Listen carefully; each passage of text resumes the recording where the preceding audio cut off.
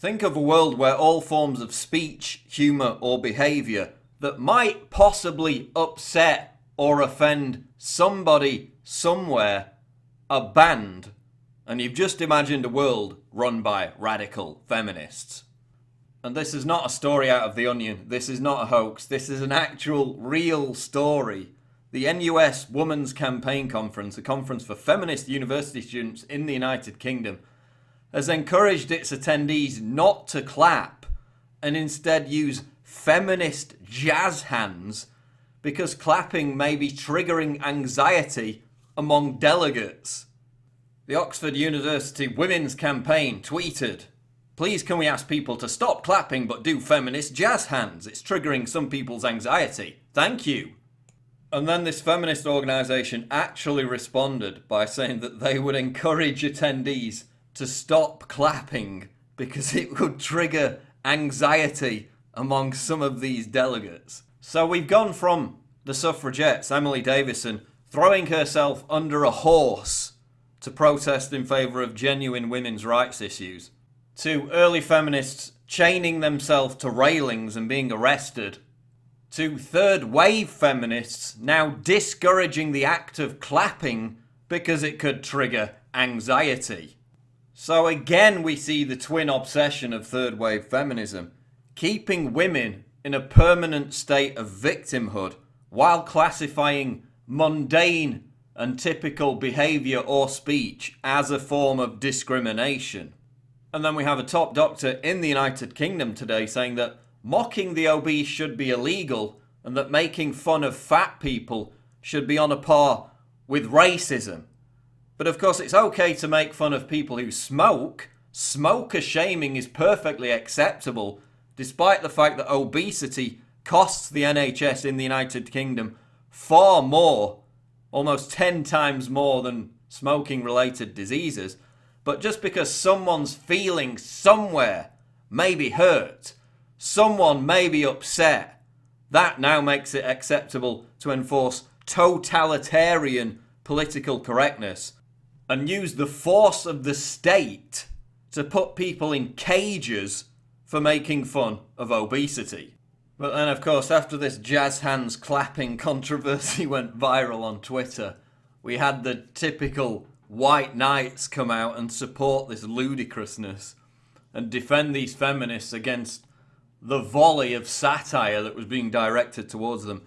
James Blythe, "Really appalling men trolling NUS Women 15. As a man, you are pathetic excuses for men and need to get better, not criticise amazing women."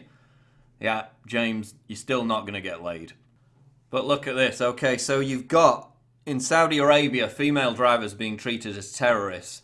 In Iraq, rape is being legalised against women. You've got stonings throughout the Middle East.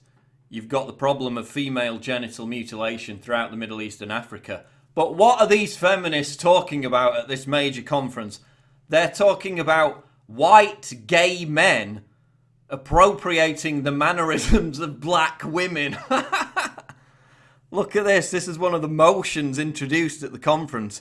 The appropriation of black women by white gay men is prevalent within the LGBT scene and community. This may be manifested in the emulation of the mannerisms, language, African Americans and phrases that can be attributed to black women. White gay men may often assert that they are strong black women or have an inner black woman. So instead of talking about actual direct threats to women's rights issues all over the world, they're talking about white gay men having white gay privilege and adopting mannerisms of black women. This is what feminists are talking about. This is the big issue. But in all seriousness, from my perspective, this is an example of feminists being trans-race phobic. Okay, we can have men claiming they're women, despite the fact that that's scientifically and biologically impossible. So why can't we have white gay men claiming that they're black women? And why shouldn't there be a Facebook gender/race definition that caters for that? This is feminists being very trans-race phobic, and I find it incredibly offensive. And despite the risk of triggering anxiety in some, I'm going to give third wave feminists at this conference a round of applause. Because they've succeeded as if it were even possible. This is really a big achievement in making third wave feminism look even more stupid and ridiculous just 3 months into 2015 as they did throughout the whole of 2014. I mean, we had Shirtgate, the comet scientist and all that malarkey. This tops it. This takes the biscuit. Feminists discourage clapping because it triggers anxiety amongst people. And they also banned whooping and hollering.